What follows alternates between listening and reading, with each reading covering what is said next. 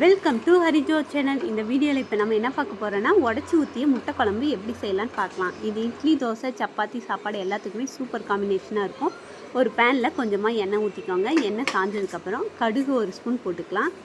கடுகு நல்லா பொரிஞ்சதுக்கப்புறமா ஒரு 15 சின்ன வெங்காயத்தை முழுசாகவே போட்டு நல்லா மிக்ஸ் பண்ணிக்கோங்க. இப்போ கொஞ்சமாக ஒரு கொத்து கருவேப்பிலையும் சேர்த்திக்கலாம். இதில் சேர்த்து நல்லா மிக்ஸ் பண்ணிக்கோங்க. வெங்காயம் நல்லா வணங்கினதுக்கப்புறம் ஒரு 2 தக்காளியை நீளமாக கட் பண்ணி இதில் சேர்த்திக்கலாம். இதுக்கப்புறம் முட்டை குழம்புக்கு தேவையான கல்லுப்பை இதில் நான் சேர்த்திக்கிறேன். இதில் 1/4 ஸ்பூன் மஞ்சத்தூள் போட்டு ஒரு லிட் போட்டு வெங்காயம் தக்காளியெல்லாம் நல்லா வணங்குறதுக்கு ஒரு 10 நிமிஷம் இதை வேக விடலாம். இது வேகிறதுக்குள்ளே நம்ம இந்த முட்டை குழம்புக்கு தேவையான தேங்காய் விழுதை அரைச்சி எடுத்துக்கலாம்.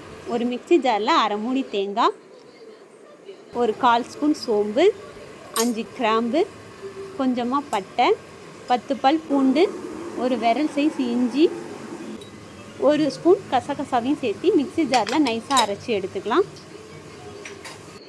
அதுக்குள்ளே நம்ம வெங்காயம் தக்காளியெல்லாம் நல்லா வணங்கியிருக்கும். இப்போ நம்ம தக்காளியை நல்லா மசிச்சு விடலாம். இப்போ இந்த முட்டை குழம்புக்கு தேவையான மசாலாவை நம்ம இதில் சேர்த்திக்கலாம்.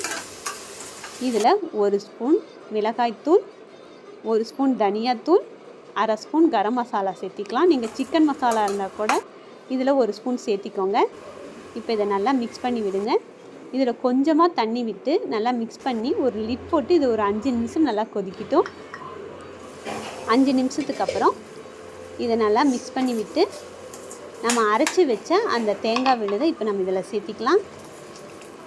இந்த மிக்சி ஜார்லேயே இன்னும் ஒரு 1/2 சொம்பு எக்ஸ்ட்ரா தண்ணி ஊற்றி நல்லா இதில் மிக்ஸ் பண்ணி ஊற்றிக்கோங்க. இதை நல்லா மிக்ஸ் பண்ணி விட்டு ஒரு லிட் போட்டு ஒரு 10 நிமிஷம் இதை நல்லா கொதிக்க விடலாம். இப்போ அதோட பச்சை வாசனைலாம் போனதுக்கப்புறம் நம்ம உடச்சி வச்ச முட்டையை இதில் ஒவ்வொன்றா சேர்த்திக்கலாம். இப்போ இதில் நான் 4 முட்டை சேர்த்திருக்கேன். இது கரண்டி வச்சு மிக்ஸ் பண்ணாமல் அப்படியே லிட் போட்டு ஒரு 5 நிமிஷம் இதை நல்லா வேக விடலாம்.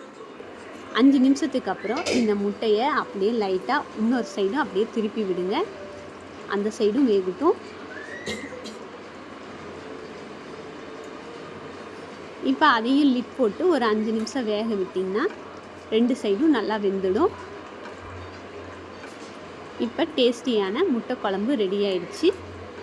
இது இட்லி, தோசை, சாப்பாடு எல்லாத்துக்குமே சூப்பர் காம்பினேஷனாக இருக்குங்க. கண்டிப்பாக ட்ரை பண்ணி பாருங்கள்.